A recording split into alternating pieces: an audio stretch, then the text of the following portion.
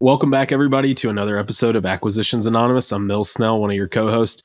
We have the band back together today. Me, Bill, and Michael are all there. First time in a little while. And it's a roller coaster of emotions. At certain points, I'm super excited. Bill and Michael are totally discouraged.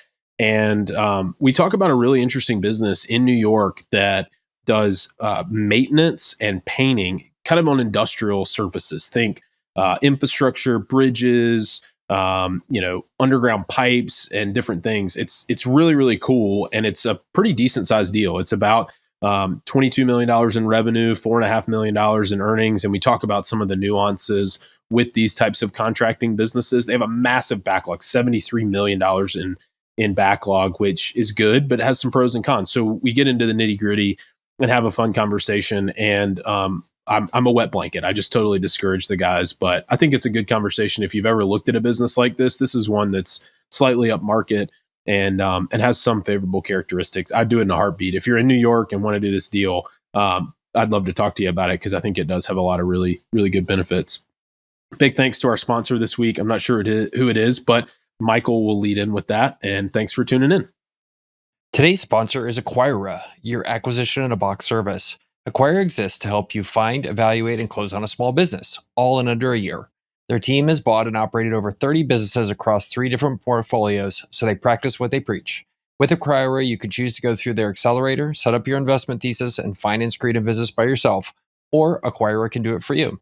Their search team scours the continental U.S. for a business matching your thesis and gets it under LOI. Their unique business model combines an accelerator and an investment fund. They can take on minority interest in the business, making them something like a search fund. Only you maintain majority control. Once you've signed an LOI, their M&A advisors provide individualized support through the entire diligence and closing process. They'll provide guidance toward your offer structure, in-depth financial and operational due diligence, and securing funding for your deal. They will fly out to the business with you. And once you acquire a business, they can help you grow it as well. Acquira's ACE framework will help you transition that business from owner-operated to management-led, increasing profits and allowing you to step away from the daily operations and enjoy doing more of what you love. And if more of what you love is buying and growing more businesses, they can help you build a portfolio of businesses and eventually get liquidity from that portfolio by selling it to a financial buyer or selling it to its employees. Space is limited each month, so if you're looking to acquire a cash-flowing business this year, sign up now at acquira.com/pod-lander. And again, that's acquira.com/pod-lander. All right, Mills, can you start with a beard report? Somebody told me today that I needed a haircut, and it wasn't for the hair on top of my head. It was for my beard. dude, was this somebody your wife? No. I have my friends. It was a stranger. I now have my friends commenting to me about your beard. Oh man, here we go. I just saw my sister. She was visiting from New York, and she gave me so much. She gave me so much crap about it. So thanks, Margaret Ruth. All right. Well, you're hosting, right, Mills? I'm sorry for we have a good one today. Over. No, I love it. We just always talk about hair. You are always baby faced and bald headed, and I just look like a homeless person. All right, so we have a fun one today. I know nothing about it other than the fact that you guys said, "Oh, Mills is here. We have a deal to talk about," and apparently it's a painting contractor. Well, look, I think the important thing is we did the aphrodisiac chocolate, and we decided to do that when you weren't here. But the painting contractor we think is right up your alley. We were worried about your aphrodisiac chocolate reaction. The sex chocolate, I don't know that I would have brought much to the conversation, but this one, I think I have something to say. Okay, so guess what? Biz Buy Sell, our favorite future advertiser. We're talking to you, Biz Buy Sell. So this is a painting contractor with 85% recurring clients in New York. And the picture is a bridge and a big Ferris wheel in the background and a building, but they have a bridge. They're asking $18.75 million for it. Cash flow is $4.5 million. Gross revenue is $22 million. And they have $2.8 million in inventory. So $18 million asking price, $4.5 million in cash flow. So this is a big boy. This New York-based industrial painting company receives approximately 40 projects a year in municipal infrastructure, boasting an experienced team of over 90 employees, including 3 project managers, 8 foremen, more than 75 painters, and 6 administrative employees. 15 years of quality work has resulted in strong relationships with general contractors and a competitive bidding process that brings in $500K to $1 million per project. Included in the purchase is a current backlog of $73 million and $2.8 million in assets, which includes safety equipment, rigging and supplies, plus $680K in trucks and trailers. The company's services include industrial painting and site preparations for jobs such as bridge, tunnels, and transit stations. They also offer lead abatement and shield integration services, which keep workflow high during the winter months. The service area is 90% in the state of New York and 10% in Pennsylvania, New Jersey, Delaware, and Ohio. Operations are managed from the Ohio office and stored in a New York area warehouse. There are also additional field offices for each project where locations-based staff report daily. So I'll pause there. I'm confused by these last two sentences, but it sounds like these guys basically do painting mostly for painting and industrial for public transit. Is that what I'm seeing? Yeah, or infrastructure. I would say infrastructure is what it sounds like. Oh, because there's bridges, tunnels, transit stations. Okay. And then what do they mean by this? Operations are managed from the Ohio offices and supplies are stored in a New York area warehouse. So like the headquarters is in Ohio? I think, yeah, like the owners are in Ohio. Their AR, AP, payroll, all the back office is in Ohio. And then that's too far to move materials. So like they put their paint, their scaffolding, if they're spraying, like all their different equipment stays at least somewhat in close proximity to the jobs, which are mostly in New York, not in Ohio. And then the additional field offices, they probably just have like job site trailers, where they have a project manager or a superintendent. These are big painting jobs. You got to think $500,000 worth of painting. These things don't start and finish in 30 days. So they would, rent a portable job site trailer and put somebody there and then have the crew. Seems like most of it is captive labor, probably labor, but I don't know if they tell us that. I did find, and here I'll share it. If you click on this link, they actually talk about which brokerage they're from. And Mills, it's your second favorite brokerage. Let me see. I can pull it up. I want to pull it up just so I could get you to react to it. It's from the firm. Of course.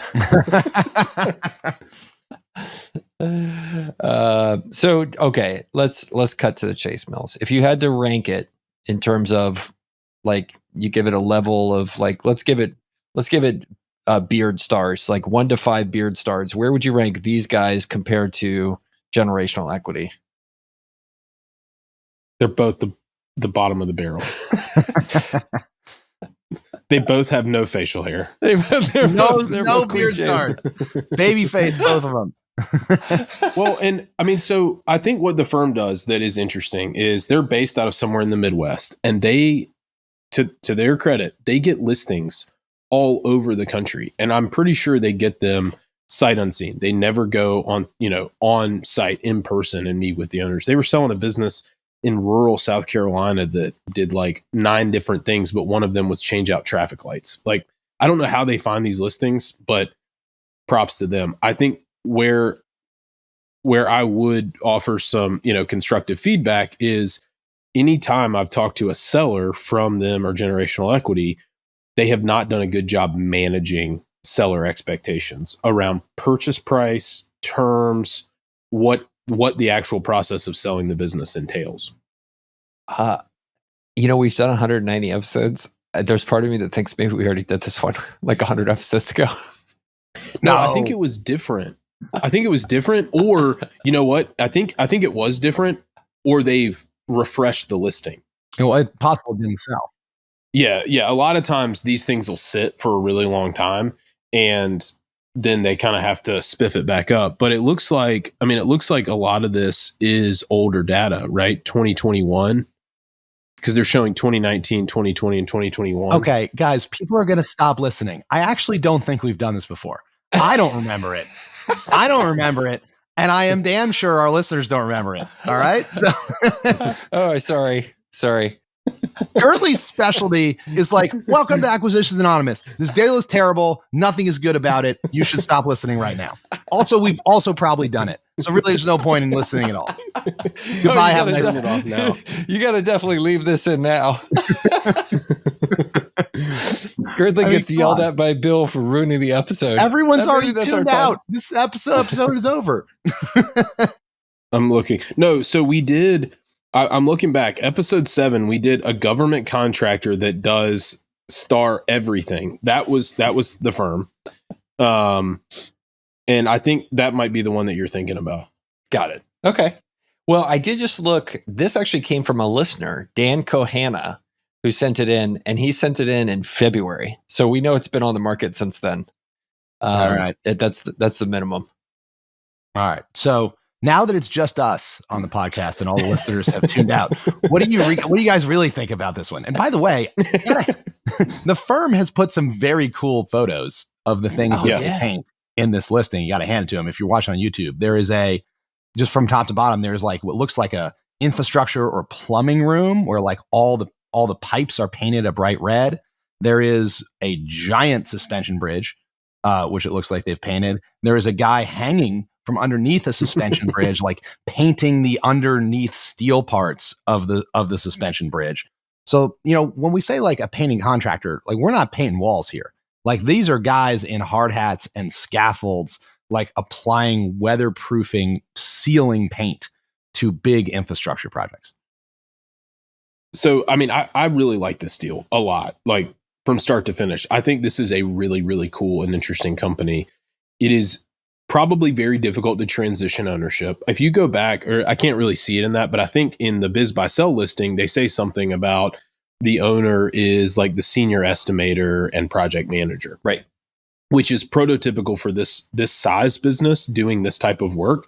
All roads lead to the owner, right? And figuring out how to migrate them out of the business is just insanely hard. I mean, it's like next level hard, because the type of person who is really good at growing this business from $0 to $20 million in revenue is not the type of person who delegates right well at all. They're a micromanager, I feel sure. Well, you've also got the thing here that this is in New York State for the most part, right? Which we know is a general, very heavy union area, especially for projects like this, because you're painting a bridge. Yes. Who owns the bridge? The state of New York, typically, right? And they've got the unions control the state of New York, right? So I would imagine it doesn't say here. What's interesting is they're headquartered in Ohio and not in New York, and yet they seem to win jobs. I wonder if they're still New York unionized or not. I think you have to, because at the end of the day, it does come down to the labor.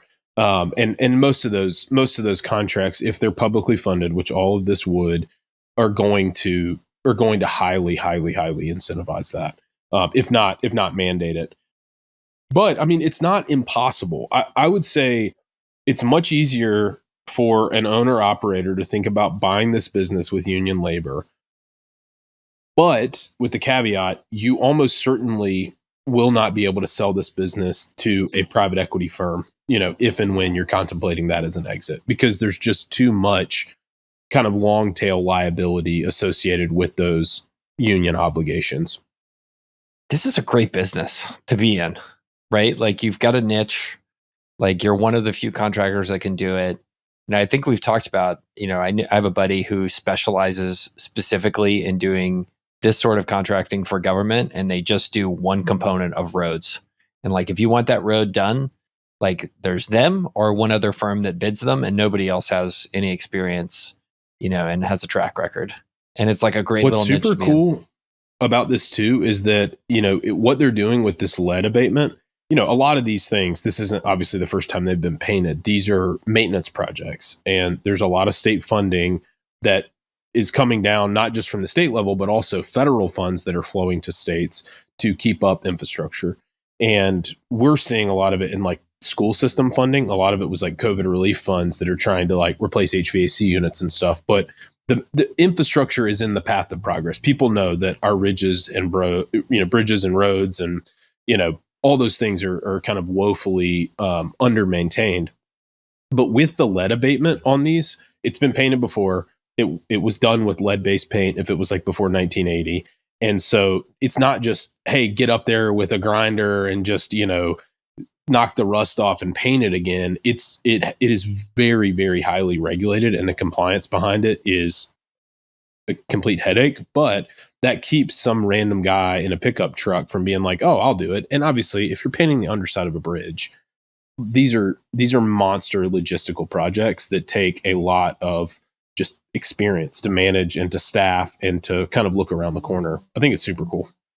So one data point here that I pulled up in the click-through listing, which is in Microsoft Word, by the way. They have you downloading a Word file. Like, can't you guys save a PDF? Come on. But it says here, actually, the clients are actually general contractors working on infrastructure and municipal projects. So it looks like they're mostly a sub that gets called in on all these things. And that's typical. That happens to my buddy all the time, where like 5 different primes will be bidding something and 4 of them will have him as a sub.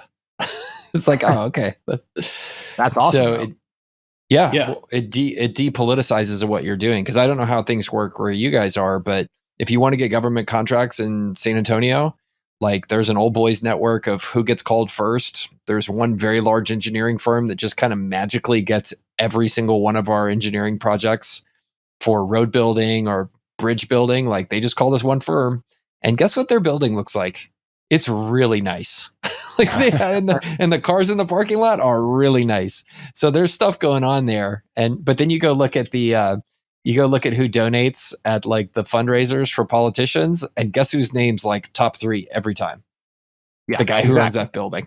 That's how the game is played, especially in New York State, but probably everywhere. Yeah, there's some stuff going on there. So I don't buy these numbers. This looks way too profitable.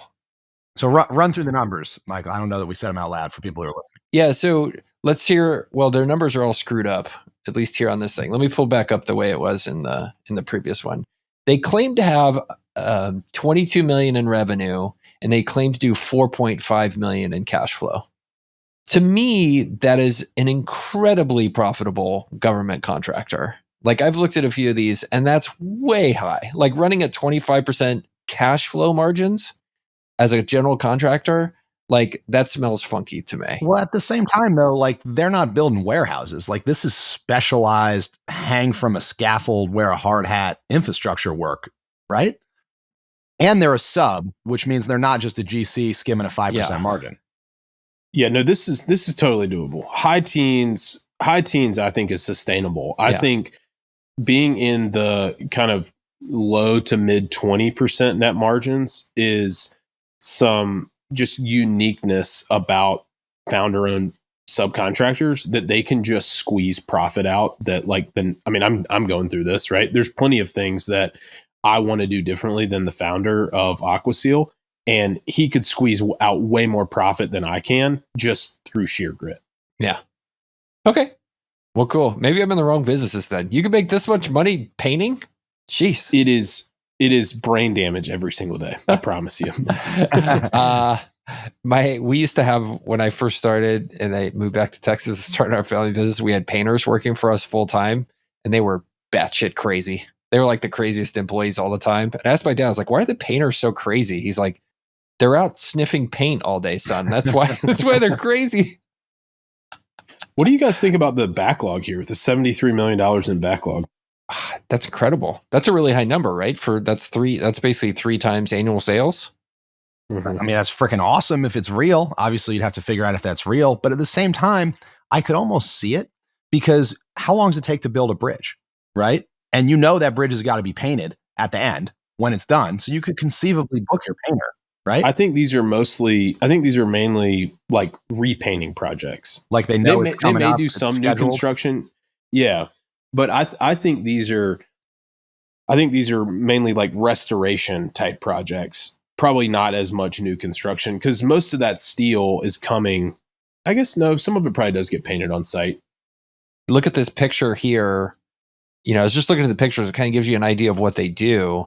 Like, look how red these pipes are. This is inside of some sort of like inside of the bridge. They're in there painting that. And look, this guy looks like a painter. So it's probably one of their staff. This guy in the bottom picture appears to be hanging off the bottom of the bridge and painting it. So like, this is some high specialty stuff, because it's not like you're just like walking up and painting a drywall, right? It's like, oh, like you're hanging off the side of a 400-foot bridge and painting it while water and ships are like flowing underneath you and cars are going over the top.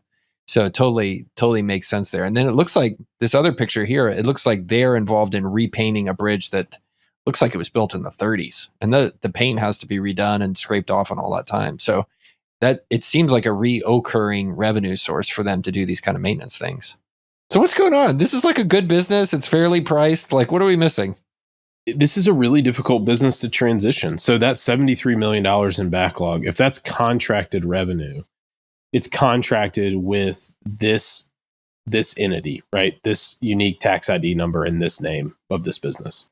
And if this is a union-based business, and if they have this kind of backlog, you almost certainly have to do a stock purchase.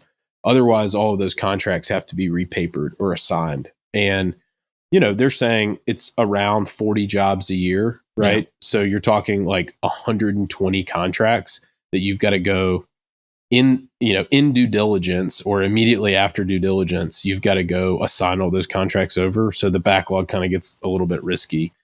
Also, though, the problem is that most of these contracts have provisions where you're technically in default if there's a change of control in the business.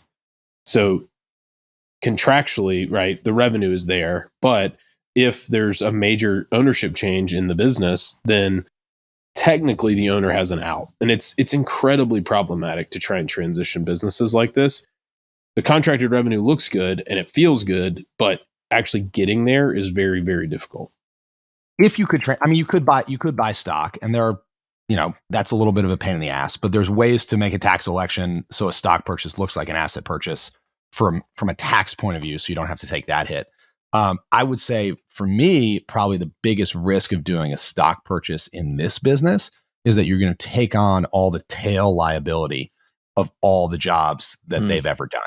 So like if the paint on the bridge they painted 2 years ago starts peeling and it's supposed to last for 20 years and it's only lasted 2 years, you're going to be repainting that bridge for free out of your pocket, right? And you're probably not going to be able to charge for it again. So you're going to have to, if you have to do a stock purchase here to maintain their contracts, which you may be forced to do, you've got to realize all of the product liability you're stepping into. And this is true for any business where you do a stock purchase. You're stepping into all, and that's one of the biggest liabilities you are stepping into, is all of the product liability from the past. Except in the case of this business, the product is 7-figure hang from bridge jobs that if you have to do one refund, you're going to feel it in the pocketbook, right? If it's consumer products business, you can kind of model it out. We do 1% refunds, continually, and you can put a number on that.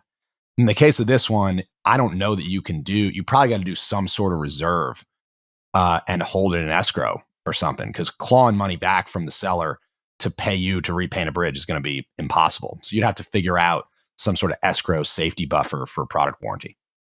So these guys actually, well, first of all, there's two interesting things I think in this. The sellers they're saying they'd be willing to stay around for an 18-month transition period, which is not what we typically see from the I want to haul ass seller.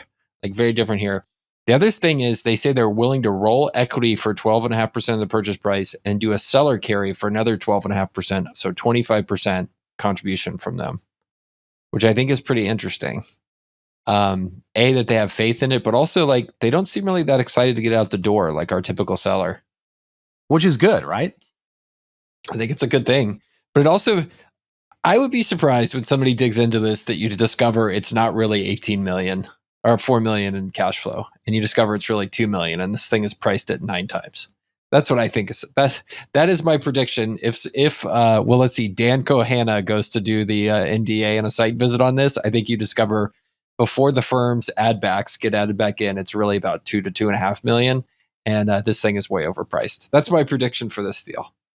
I bet there is some of that, Michael, but I don't think the earnings go to half. I think they probably go to like 3.5 or something like that, where they have some add backs that are a little bit aggressive and they want to try and treat them as one-time occurrences, but they're actually like, maintenance CapEx or buying equipment that, they have to have in the ordinary course of business.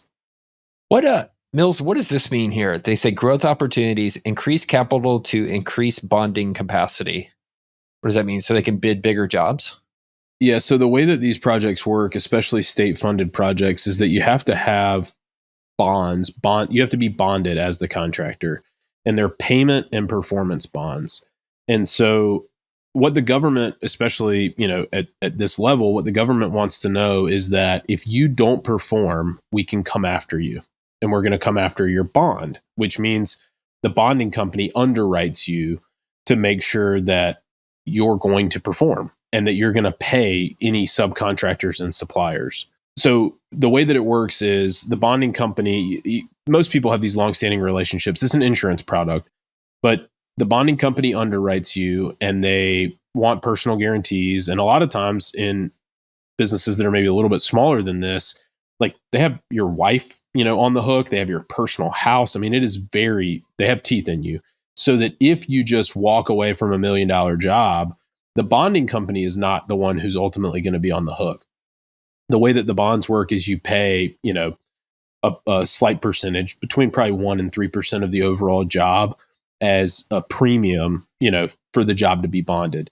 What happens though is you hit a ceiling, and bonding capacity is one of those things that institutional buyers and private equity firms really help these businesses with, is they can kind of negotiate better terms, get the personal guarantees removed, increase the bonding capacity.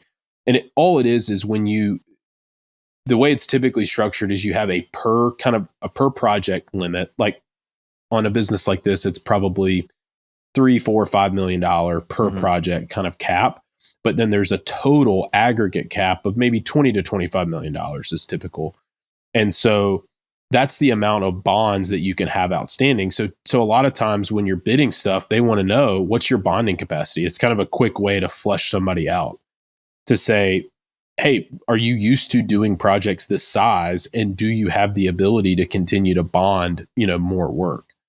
The other kind of quick tell that you can ask is what their EMR, their employee modification rate is. It's a safety rating that insurance companies use for your workers' comp. And if their EMR is like over 1, then they have a really bad safety record, and you're going to pay more for workers' comp and general liability. I mean, the more I look into this, the more I like it. And I know they're like, yeah, do bigger deals. And I'm like, well, actually, this is kind of great. They like do $500K to $1 million per project. That's what they say.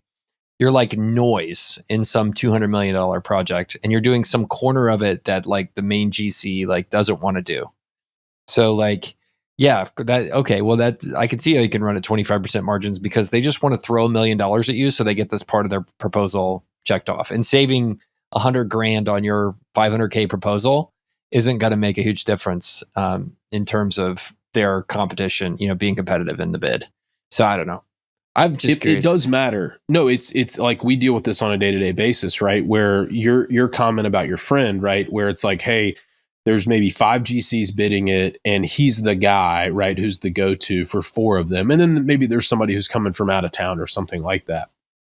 And there is a lot of like relational capital that's exchanged in these, because what some subs will do is they'll say, hey, look, I'll lock down with you this one specific GC, and I might give you a little bit better price than everybody else so that you can edge them out and win. That's like the way that this whole world works. But it is a competitive bid process. But when you get into these government contracts, they're slightly less competitive in one sense, because only certain GCs can bid them. But then they're more competitive in the sense that they are blind bids, and the lowest price gets it. And so, like, we go to pre-bid meetings, our estimators do, at the local Veterans Affairs hospital. And we have these guys who are technically able to bid these projects, but they're like AV contractors bidding $10 million renovation projects. And they're veteran owned, and they technically are able to bid it, but they have no business actually building a building or renovating a building. And so they're like, hey, will you give us a roofing number to, re-roof the VA hospital? We're like, no way, because it would be a nightmare to work for you. We're going to bid to the guy we know, and the guy who we know can actually deliver and manage the project and deal with all the headaches. See, I do like this business, but now this happens every time we look at a business like this, like a heavy industrial business. I'm like, oh, this sounds great. And then Mill starts talking about the employee modification ratio and the bonding capacity. And I go, oh shit, I have no idea how to diligence a business like this at all. Like I could totally get snowed by a seller, and I would have never asked about the employee modification radio. All right. So, but Bill, I want to go back to one thing you were saying about kind of product liability. So I don't know how this works in painting. In roofing, it all kind of hinges on manufacturer's warranties. If you're going to spend $1 million, like let's just say it's $1 million on a roof, you want to know that it's going to last 20 years and the manufacturer backs it up. For painting, like Sherwin-Williams and like Benjamin Moore and all these people, even industrial painting, manufacturers, I don't think there's the equivalent of a warranty like this, but there is some product liability kind of insurance in a way that the manufacturer provides. Like if you go paint this bridge and the paint fails, either it's a workmanship issue, like your painters didn't prep it, didn't prime it, didn't remove the rust, didn't brush it on the right way, whatever it may be. The way these projects work is there is typically a workmanship warranty that you have. Like in South Carolina, we have to offer between a 1 year and a 2 year workmanship warranty. Any issues that come up, we have to go fix it. And if it's our fault, right, there's other things that can happen that aren't our fault. But if it's our fault, we have to fix it, no cost. But then year 2 through 20, those next 18 years, it's covered by the manufacturer. Painting, I don't think works the same way, but there is at least some kind of protection, right, in a way that we get from the person who's manufacturing the product. We're just the installer. We're just the applicator. Same with these guys on the painting side of things. I do think that, you bring up a good point. In any kind of transaction like this, you would want extensive reps and warranties that protect you from those long tail liabilities, especially in a stock purchase, but you do it in an asset purchase too. But like any employment liability, any environmental liability, I have a friend who sold a business and he had a 5 years worth of escrow, and it burned off, like a little bit burned off, or actually a lot burned off after a year, more burned off after 3 years. And then like the really long tail environmental stuff burned off after 5 years, and they just held it in escrow, and it was a percentage of the purchase price. And he kind of knew, like, I feel confident and I'm willing to put my money where my mouth is on a portion of the purchase price. So you're going to want to ask for that if you buy this painting business also. Yes. Yeah. Because to your point, if you're like, hey, by the way, we did get dinged and I need $100,000 from you, and it's been, 26 months, good luck. He's not even going to answer your email. Good luck. Yeah. Exactly. But I mean, there are ways that you can set it up, through the reps and warranties to at least have some protection. Actually collecting that money is a totally different story, which is why the escrow is kind of the strongest for you as the buyer when you're worried about those liabilities. So do we think it's fairly priced? What is it priced at? It's got like roughly $5 million in cash flow, and they want what for it?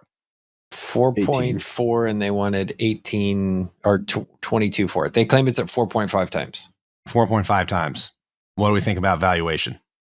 I think it's pretty high, because Mills is shaking his head. Mills says it doesn't pencil. Yeah. No, I didn't run the math to see if it pencils, but most of their deals don't. I think it probably sells for, between 10 and maybe $13 million worth of enterprise value.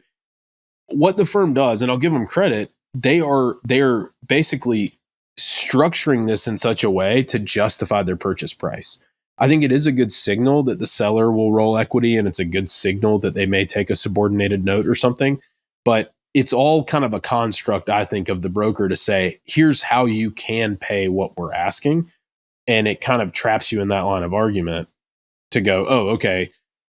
But the all cash price, and I think what it's actually worth is much less than what they're asking. And that's why, the financials are a little bit dated, at least in what we have. I think that's why this type of thing takes a really long time to sell, not just because of the expectations around valuation, but because of how difficult it is to actually transition this type of business. It's just incredibly tied up in the kind of owner's personality and their balance sheet and their way of doing things.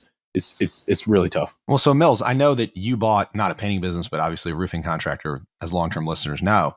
And you told me that the sellers you're several years in and the sellers are still involved, right? Because you set up a multi-year transition process, right? Because it's that hard. Yeah. 2 years. Yeah. April 1st was 2 years that I've been in it, and they're still involved and have been taking more and more steps back. But it allowed us to navigate some of these things like, transferring contracts and navigating our bonding relationship and our bonding capacity, and just all the then all the soft stuff, like employee relationships and customer relationships and supplier relationships. All those things are incredibly critical, and it's not impossible to do quickly, but it adds a lot of risk if the seller needs to go away quickly. Yeah, my buddy that bought into general contractor business was a 5-year transition period. Mm-hmm. Just took that long. And GCs typically operate with much less margin than these subs. The risk reward profile is different. They typically are doing, if they're paying the painting contractor, in this case, $1 million, they're marking it up, because they have a role in it.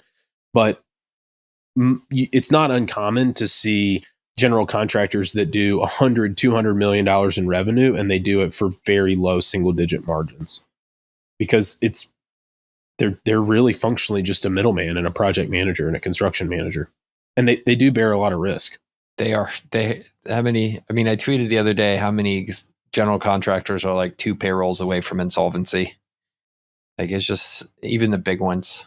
And I've looked at the financials of some of these folks that are doing exactly what you're talking about, like the 60 million, 100 million in revenue at 3% net margins. And you're like, and you have $8 million worth of equipment. Like, this does not seem. Well, so most GCs are not that asset intensive. They don't have to be, because like, if I look at the job sites that we go to, not just us, but most of the other trades are renting equipment. Yeah. Tractors, forklifts, all that kind of stuff. The GCs, the problem that they have is that to break into the market is very, very difficult. And so once they establish those relationships, especially if it's kind of municipal K through 12, if it's something that's recurring like that, a multi-asset owner, the people that I think it's really difficult is the ones who are just doing one-off private development and, hoping that new buildings get built and get renovated.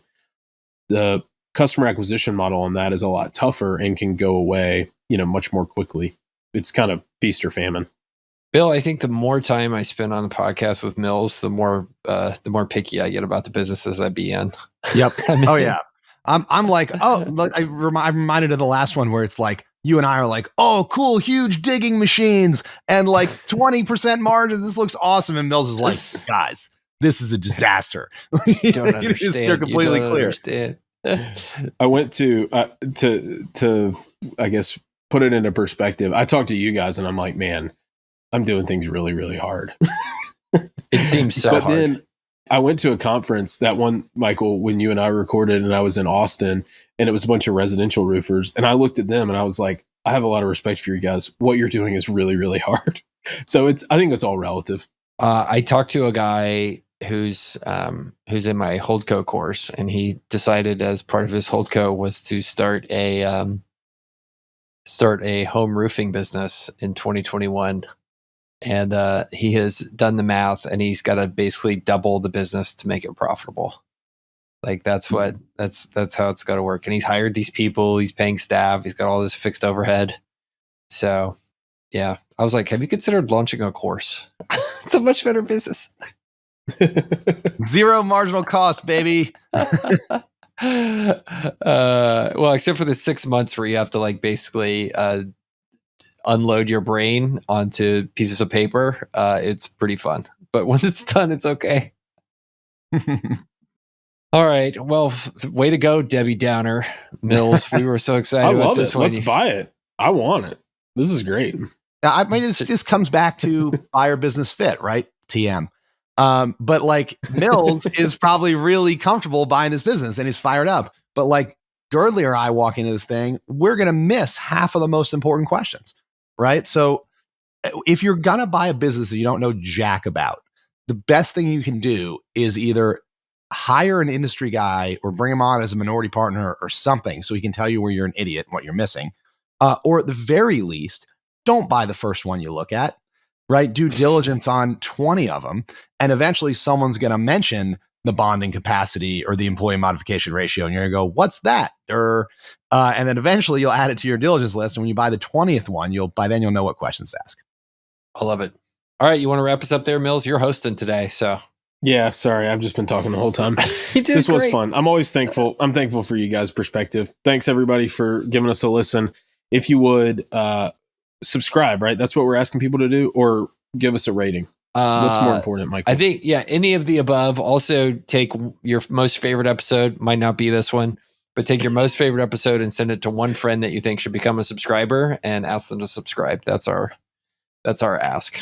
Please help us out. It helps us in our never-ending quest, as Michael says, to break even on the podcast. And we'll see you guys next week.